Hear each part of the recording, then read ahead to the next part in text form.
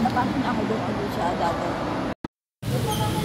Ngayon po ay October 23, Merkules. Dito po ako sa Manila City Hall.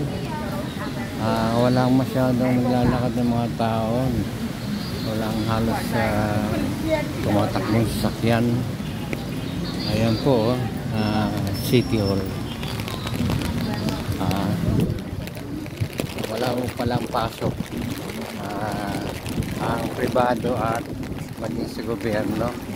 Kaya pala tahimik dito sa Manila City Hall.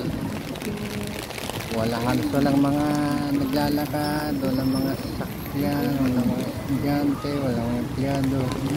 Wala po palang pasok. Diniklara daw kagabi. Hindi kasi ako nakinig ng balita kanina. Ayan, ito po yung SM City Manila. Konti lang din yung mga taong nakapila, naginintay yung alas 9 na para sila yung makapasok. Alas 9 pa kasi yung bukas. So ayan,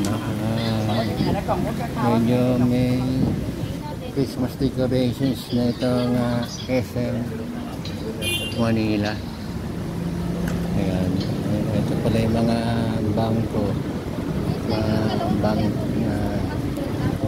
ATM services dito sa labas. Ayan po, tahimik dito sa paligid ng City Hall. Ayan. So malakas kasi itong ayon sa balita kahapon, malakas daw, papalakas yung bagyong Christine. Kaya siguro sinuspindi ang mga pasok ng mga empleyado ng gobyerno at ng pribado at mga eskwelahan. So konting balita lang sa mga nanonood para hindi tayo magtaka bakit nag-uulan. Meron pong bagyo, ang pangalan ay Christine. Halos kagabi na balitaan ko, halos karamihan lugar sa Mindanao, signal number 1, mga lugar sa Visayas, signal number 1, kasama ng Metro Manila, Calabarzon, Kabikulan, Central Luzon, hanggang doon sa Northern Luzon. So malawak tong bagyo na to, na ngayon pa lang yata darating, magagaling sa lugar ng Eastern Samar papunta ng Northern Luzon yung bagyo.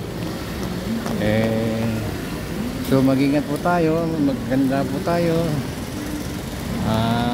Mabuti naman walang pasok. So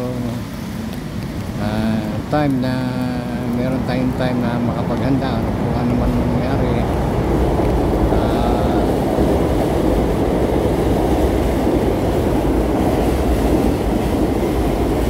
Sakaling tumaas ang baha sa lugar natin, meron tayong maganda kasi wala nga tayong pasok, nasa bahay tayo. Iwasan na muna natin maglalabas. Yun po, no? Maganda tayo ng baka mag-brownout sakali man, maganda tayo ng siguro mga flashlight, emergency light.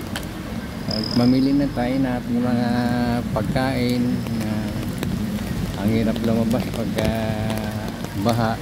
Kailangan meron na tayo mga lulutuin sa bahay, bigas, mga dilata, ano man. So yan po, konting paalaala lang, no? Maraming salamat po sa inyong pakikinig dito sa programang Opinyon sa Danilo Bison TV. Bye bye. Please subscribe po, pakipindot lang po yung click niyo yung unsigned symbol niya sa baba ng video. Pakiclick na rin yung aking picture at lalabas yung subscribe. Pakipindot na rin po. Maraming salamat mo sa suporta niyo sa aking channel dito sa YouTube channel. Thank you very much. God bless.